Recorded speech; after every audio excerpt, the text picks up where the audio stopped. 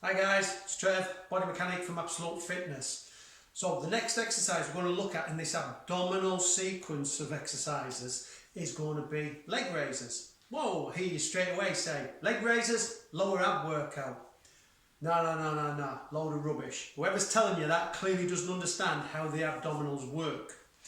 As I pointed out when I talked about sit-ups, where your abdominals work from, they work from the sternum, out across your costal cartilage, they come down the body, they come round attached to the inguinal ligament and then onto the pubis. So they have no attachment to your legs. So waving your legs about in the air does not work your abdominals. Let's put that to bed straight away.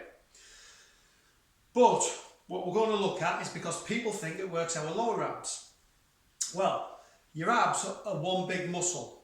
I can't make a segment of my abdominal muscles contract. It works on a principle called the all or none principle. Either a muscle fibre totally contracts or it doesn't contract at all. Let me give you a quick insight here. So, on here, I have my muscle fibre going across. And as you can see, this big long fibre, it's in little sections. These are what they call sarcomeres. And within each sarcomere, we have the contractile proteins, actin and myosin. And I'll even talk about muscle memory on the next exercise I'll look at. So these actin and myosin bind onto each other and pull. So by pulling, they pull the sarcomeres together so the muscle fibre shortens. You can't say to a muscle fibre, this part of the fibre contract. It doesn't work like that. If a nerve stimulus goes in, then that entire muscle fibre will contract. The all or none principle. It's as simple as that. When we throw around light weights, and we can do multiple reps, that's because we're not initiating all the fibres in the muscle. So some fibres contract and allow us to do it, and when they start to fatigue, other fibres kick in and allow them to relax. That's how comes I can continue walking all day and things like that. But if you ask me now to bicep curl the heaviest load I can, where I only get one rep out, the reason is having recruited every single muscle fibre in my bicep to do that task. Therefore, they have all contracted fully to the point of utter fatigue where they can't do another rep. Okay? So, back to our abs. If we try to make our abs contract, the whole ab contracts, or the fibre that runs the whole length. This is a little mock-up of me abdominals. It's not the best design, but you get the gist of what it is. All right. So these are what people would class as our lower abs. And then I've got the rest of them. So for my 8-pack, well, let's be right. Not us all have 8-packs. Some of us might have a 9-pack. Some of us might have a 10-pack. It's just dependent on your genetics, how you were born. Because what we have running down the middle is our linear alba with our belly button in. And then we have what they call these tenderness inscriptions that go across them, that divide them, that create our packs. Okay, but that muscle fibre runs all the way. Yeah, this is the origin, the pubis bone and the inguinal ligament, and it inserts onto the costal cartilage and the sternum. Hence, when I do a sit-up, I curl up. All right. With a leg raise, what we're trying to do is reverse it the other way. We're trying to make the origin move to the insertion. But waving your legs around in the air has no implication on that at all.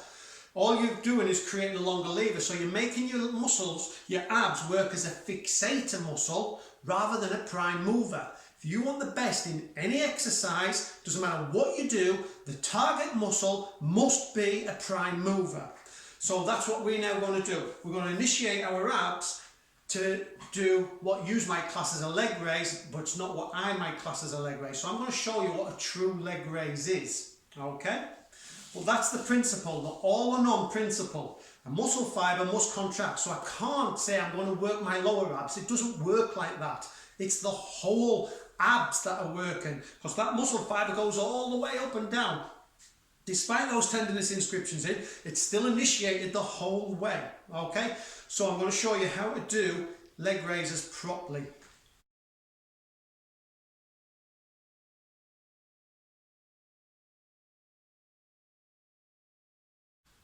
So, what people see as a leg raise would be legs out here, bringing them up, Yeah, these are just working as a fixator because this is a long lever and what it's wanting to do is make my back arch.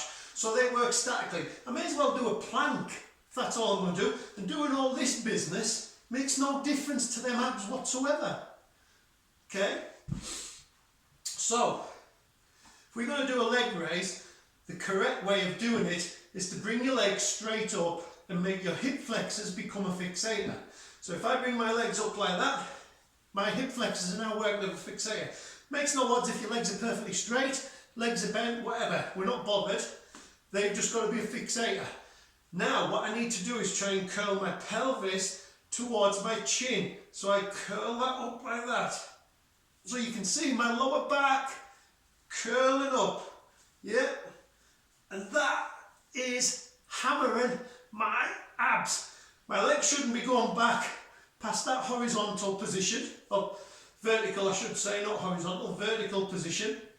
And in essence, by curling my pelvis up, I'm trying to bring my legs above, or my feet above my head.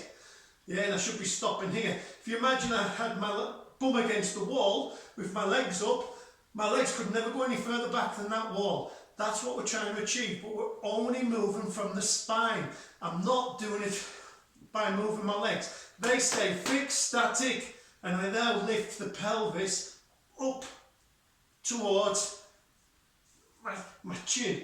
So I'm trying to get my pubic bone towards my chin. And that is the correct way to do a leg curl up. Alright, there's no such thing on leg raise, there's no such thing as lower abs, it's the whole thing. Alright, so that's my second exercise in my series. Watch out for my next one coming up. Okay?